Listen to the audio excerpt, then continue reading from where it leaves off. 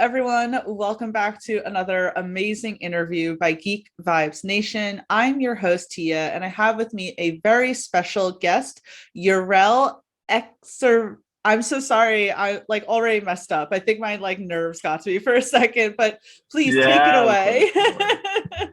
Yurel Echezarreta is the name. Yurel Echezarreta for the Latin listeners. It's And actually Basque. The last name means old house in the mountains. really? Oh my gosh, that's Yeah. so cool. That's nice. I have no idea what my last name means. So at least you have like a nice little translation there. But Urel is here, and I am so excited to speak to you, first of all, because I got the privilege to see West Side Story early. I know it's Mm. going to hit theaters in a few days on the 10th, but you got to be a part of Steven Spielberg's remake of a musical classic. So, first of all, I have to say congratulations. The film is awesome. And I want to Thank start you. with right away. I was told that you were actually the dance captain on set. Is that correct? I was not the dance captain. I was Oh, one of the primary dancers. okay. I was a part of a shark gang, and there's about I want to say six of us, 6 to 8 of us. And anytime you see us on in the movie in the gang sections, I'm there representing. That's awesome. Could you tell everyone about your character and how it was when you kind of first got the call that you would be a part of this project? My character name is Sebas, and I'm one of the lieutenants to Bernardo, who's the leader of the gang. And you'll see me in different scenes passing out the weapons for the rumble, like being close to Bernardo, reacting to what's happening. There's a lot of turmoil between the Jets and the Sharks, and a lot of hate and a lot of competition. So you'll see a lot of energy coming from me in that way. There's a shot in the Rumble where I get a close up reacting to the police coming in. So you'll be able to see me in the film, which is awesome. Um, the process to getting it was your question?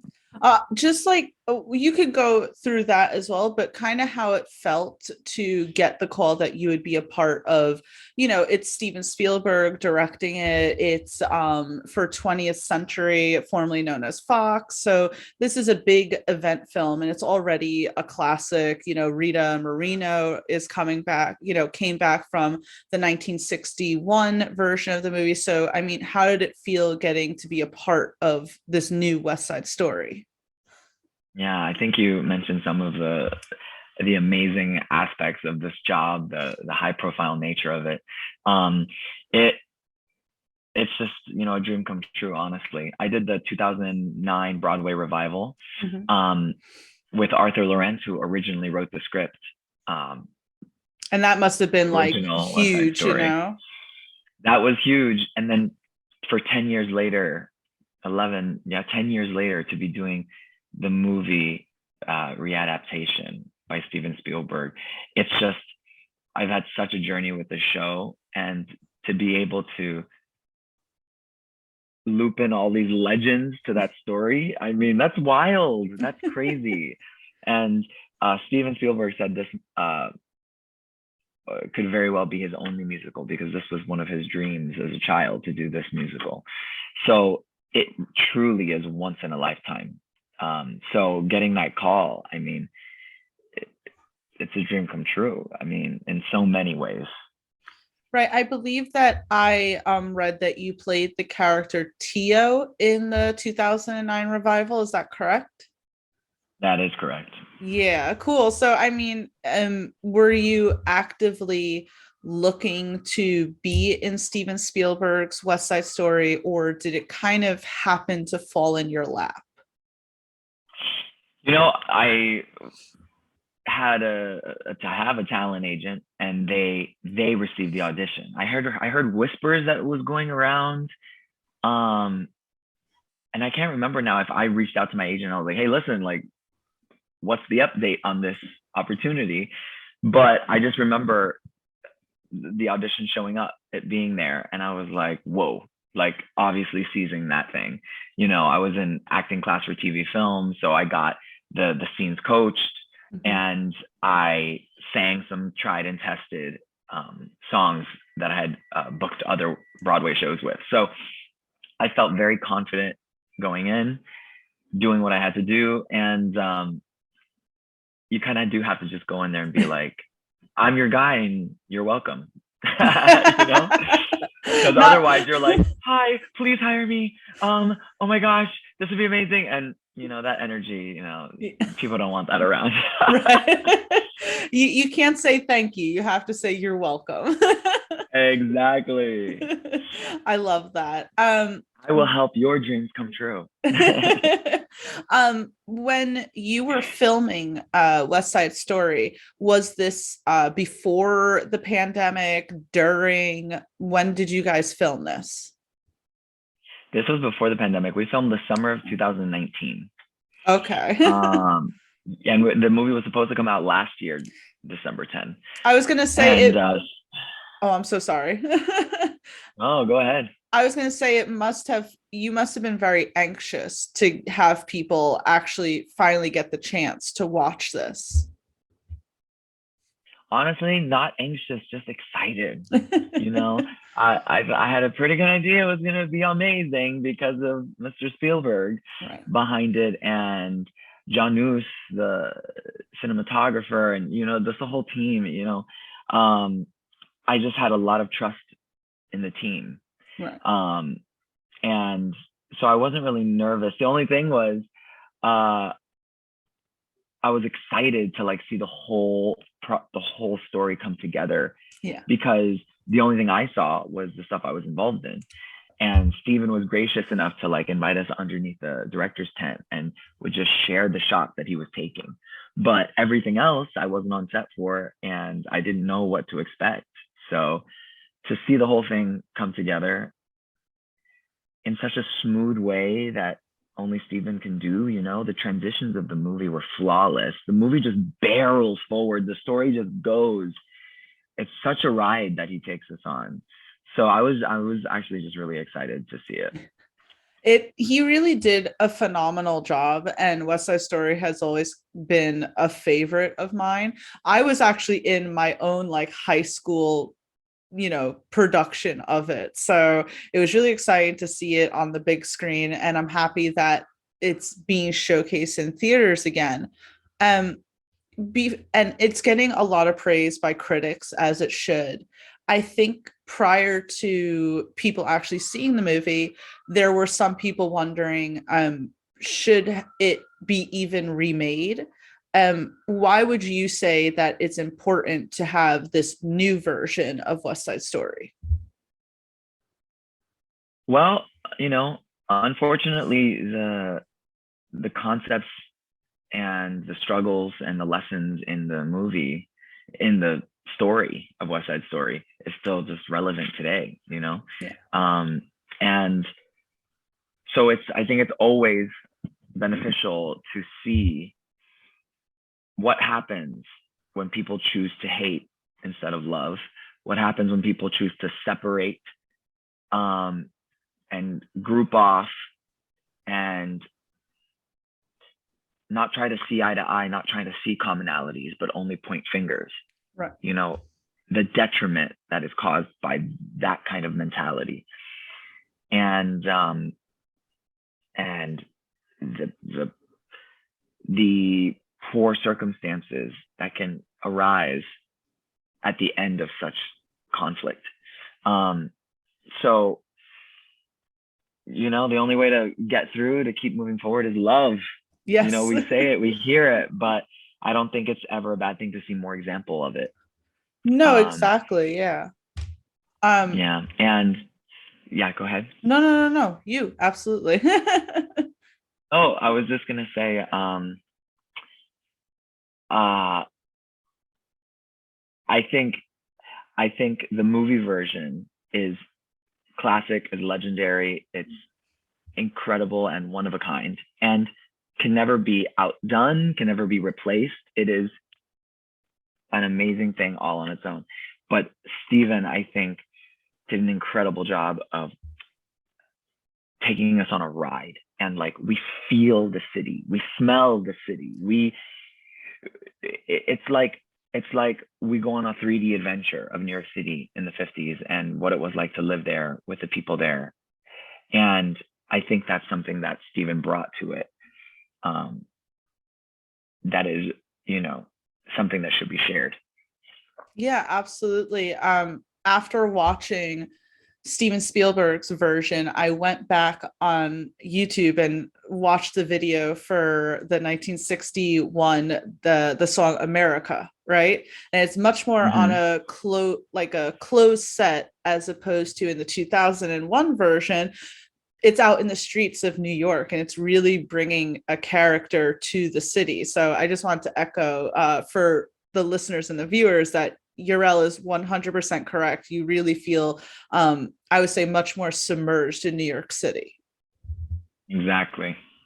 How much of the movie was closed sets as opposed to how much of it was, say, out in the open in New York City? The major big numbers that you see, I mean, most of it was on location, and they like changed the aesthetic of the streets. One section of the movie, a few sections of the movie happened in Paterson, New Jersey. And I remember being on set for that, and they had completely like taken over, like, I don't even know how many blocks of city, like a whole 2 to 3 blocks of space, like square space, like where they demolished things, put up new sets, and changed the facings of the buildings and brought in cars from the 50s. And I just remember walking from the honey wagons, our trailers, right, down the street in modern 2019 Paterson, New Jersey, people just doing their business, to then turning a corner and getting on set, and it just being catapulted back in time. So that's how fully they committed to putting us into the space, into the environment. And yeah, all of my stuff was on location. The Dance of the Gym happened at a high school. That's cool. In Brooklyn. Like it was on location. Everything was on location for me. That's awesome. We were at a rail yard. We were, yeah. Like what the number cool happens right next to the river. Oh wow. Like in this old like dock yard. It's really cool. I was wondering that as I was watching it, especially since I had thought at some point that maybe it was filmed during like COVID time, but it's nice to hear that you guys were able to have the freedom to film without, everything that's been going on. So we have West Side Story coming out, and we had In the Heights that came out recently. How, I'm trying to think how to word this question correctly. I mean, how do you feel that it seems as if maybe even on a smaller scale and hopefully on a bigger scale, that Latin voices are being heard more? I mean, I think it's about time. and I think it's beautiful. I think it just adds to the colors of our country, to the colors of our culture. It's like, let's celebrate each color, each culture. Let us be the melting pot that we say we are, in its truest forms, and including bringing, Latinos into spaces of creativity and sitting at the big table making decisions, and it just brings me great pride to be able to be a part of that representation, for the younger folk to see someone like me doing it, and it's just it's a great honor and privilege, really. But I think it's a beautiful thing, I think Latin culture brings a lot of life and vitality and excitement into people's lives, and we were able to infuse that spirit into the movie, into our performances, and I think people feel it. So I think it's a beautiful thing. Did you feel while on set that that how important it was to represent the Latin culture? Because we've had a lot of movies in the past, and unfortunately even in modern day, where you have characters who are supposed to be Latin but they're not being played by Latinos or Latinas. So I mean, did you feel that that was being respected while you were filming West Side Story? Yeah, 100%. Everyone had Latin descent in them. Um, a few of us were born in Puerto Rico.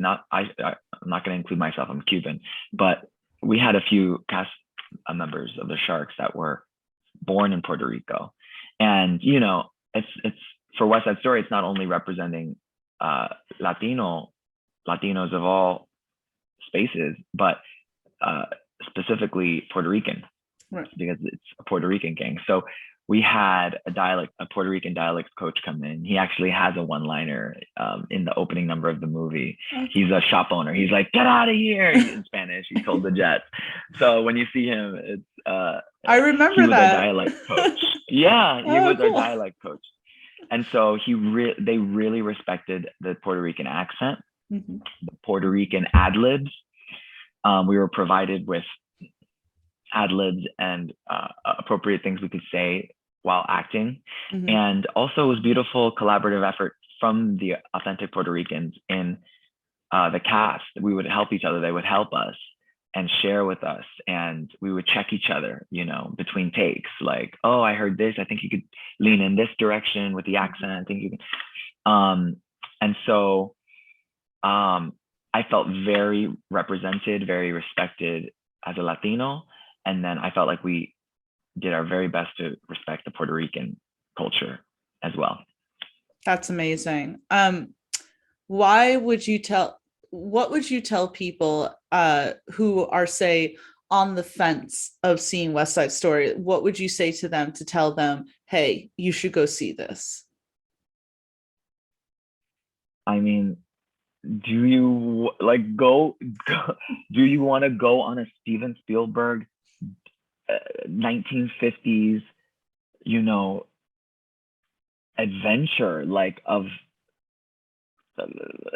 period? Like, do you want to go to the movie and forget your troubles, forget your worries, and dive into this story that catapults you into a time where you feel like you're immersed in this world of a beautiful message, of really real stakes, and of singing, dancing, and acting? But like, what's beautiful is that this movie, it doesn't feel like a musical. It feels like an empowering story that is only elevated with these other art forms. And that's the way, musicals should be. We sing, we dance, because that is the only way that we can fully express the emotional life that's happening within us. And Steven did that. He was so story focused. And go get your, like, broaden your spirit, broaden your mind, and go get that culture, because this is told in a new way. It really is fabulous. I give it my absolute approval. December 10th, West Side Story. It is a phenomenal movie. Yurel, since West Side Story, what have you been up to? I mean, what projects have you been doing that you want to really kind of like promote right now? Well, since West Side Story, I then joined the Broadway company of Moulin Rouge. Then the pandemic hit. Always fun. Right, just this casual pandemic. Yeah. And not casual, it was devastated. We're still, in it. But it was very shocking and surprising for us all. But then it took a pandemic for me to actually begin a new dream, for me to move to Los Angeles and pursue more heavily in TV and film. So since then, I have done a Lionsgate film called The Valet that's coming out next year. And I filmed an independent film that's called I'm Not Gay, and I played a gay MMA fighter. Oh wow. And I'm the villain of the movie actually. So that was really fun. Um, and now actually I'm like, creating my connections here between TV film jobs with the Pasadena Playhouse doing Head Over Heels here near LA. So so that's wonderful. And yeah, and I have some stuff coming up that I'm not able to share at the moment, but you can keep up with me on my Instagram at Yurel, Yurele. I do want to take a moment just to kind of ask about that indie film that you were talking about. You said it's called I'm Not Gay, where you Mm-hmm. said that you played a villain. Is that your first time Mm-hmm. playing a villain? And if so, how was that for you? You know, it. I'm trying to think. It was not my first time playing a villain. Mhm. I played a villain in an off-Broadway musical in New York City, but it was my first time for film playing a villain, and I mean it's really fun. It's really fun, and also I was able to represent the LGBTQIA plus community,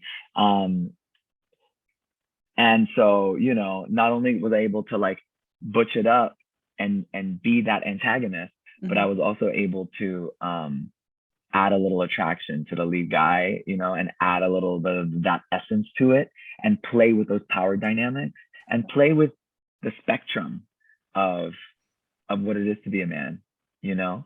And on top of that, then we got a fierce MMA battle royale moment. Um, so that was a delight. That was really cool. Where can we see that and when? It's still being edited. Okay. So it should be coming out next year, I would imagine. So we just got to keep our eyes and nose out for it, but I'll definitely be posting on my social media. That's so awesome. Uriel, thank you again so much for taking the time to speak with me. Again, I want everyone to go see West Side Story. And I will definitely be keeping my eyes out on Valet and I'm Not Gay because both sound like great projects. And when you are able to talk about those other projects, I can't wait for that as well. Awesome. Thank you, Tia, for having me. It's been a pleasure. Thank you so much, and good luck in LA and everything. We're in cold New York, so you're not missing anything. I know it's such a beautiful sky right now. Jealous, So so sorry jealous. not to rub it in. It's okay. You can rub it in. Yeah. All right. Thank you so much. Bye. Thank you.